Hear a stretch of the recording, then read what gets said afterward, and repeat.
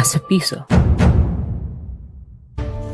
Ngayong araw, aalamin natin at tatanungin ng mga tao kung sino nga ba ang nasa mukha ng piso.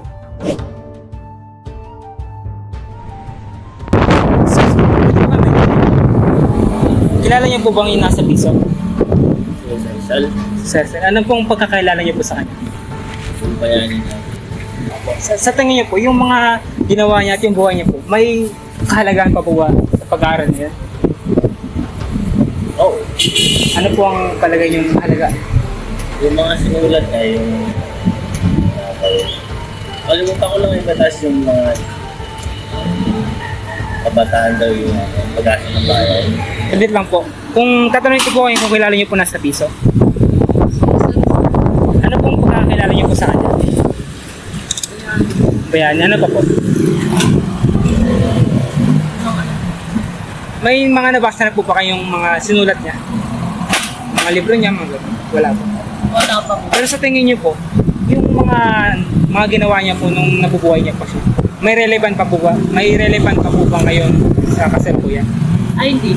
Hindi, bakit po kaya? Malabo na. Iba na kasi ang panahon yun. Dahil po saan?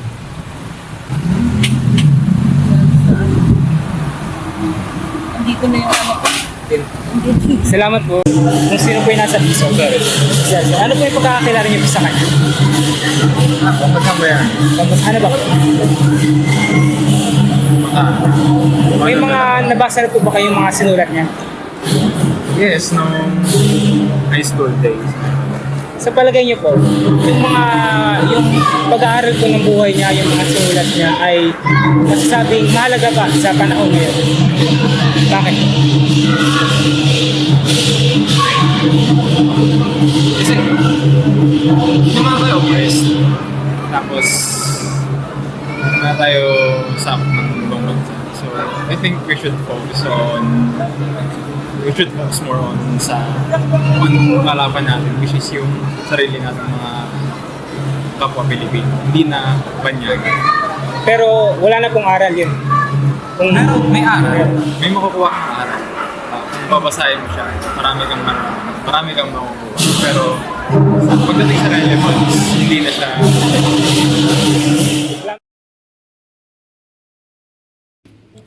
matapos ang ating pagtatanong mula sa mga tao, nalaman natin kung sino nga ba ang mukha ng piso. At yun ay walang iba kundi si Dr. Jose Rizal. Natanong din natin kung meron pa bang halaga ang pag-aaral ng kanyang buhay at ang kanyang mga katha. At isa lang ang kanilang mga naging sagot. Yun ay hindi na naayon na pag-aralan pa si Dr. Jose Rizal. Dahil sabi nila, ang kultura at pamumuhay na mayroon ng Pilipinas sa kasalukuyan ay ibang-iba mula sa nakagisnan ni Rizal.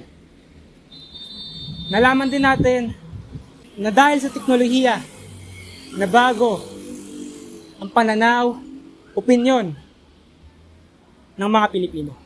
At sa pagkakataon na ito, aking napagtanto na hindi mahalaga ang mukha at katha na mayroon ng ating pambansang bayani.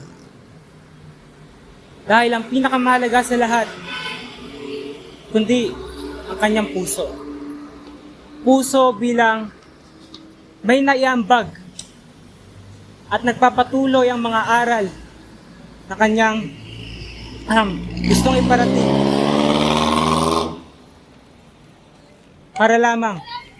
At sa pagkakataon na ito, napagtanto ko na hindi mahalaga ang pangalan, ang mukha o ang itsura ng ating pambansang bayani, kundi ang pinakamahalaga na kanyang naitatak para sa mga Pilipino,